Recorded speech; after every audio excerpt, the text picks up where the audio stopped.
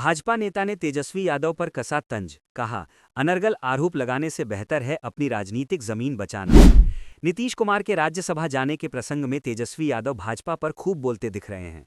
ऐसे में भाजपा ने पलटवार करते हुए तेजस्वी को अनर्गल आरोप लगाने के बजाय उनकी डूबती नैया पार कैसे करेगी, इस पर चिंतन करने की सलाह दे दी है। भाजपा नेता राजीव रंजन ने नेता प्रतिपक्ष तेजस्वी यादव पर तीखा हमला किया है। उन्होंने कहा कि तेजस्वी यादव को वर्तमान सरकार पर सवाल उठाने का कोई नैतिक अधिकार नहीं है।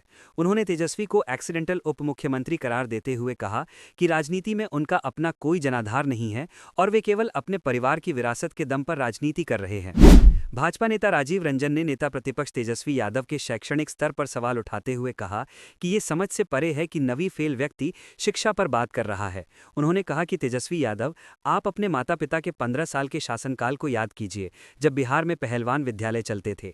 उस दौर में विकास का ये आलम था कि ये फर्क करना मुश्किल था कि सड़क में गड्ढा है या गड्ढे में सड़क। बिजली का तो नामो निशान तक नहीं था। भाजपा नेता राजीव रंजन ने आरोप लगाते हुए कहा कि लालू राबड़ी के राज में बिहार में कोई सुरक्षित नहीं था।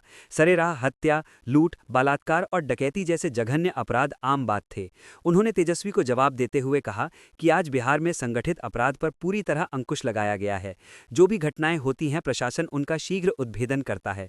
आपके शासनकाल के जंगल राज से निकलकर आज बिहार विकास के नए आयाम गढ़ रहा है, जिससे बिहारी कहलाना अब गर्व की बात बन गई है।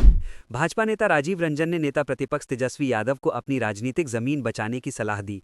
उन्होंने कहा कि अगर पिछले 15 वर्षों के राजद शासन ने बिहार को गर्त में नहीं ढकेला होता तो आज बिहार देश के सबसे विकसित राज्यों की श्रेणी में शीर्ष पर होता।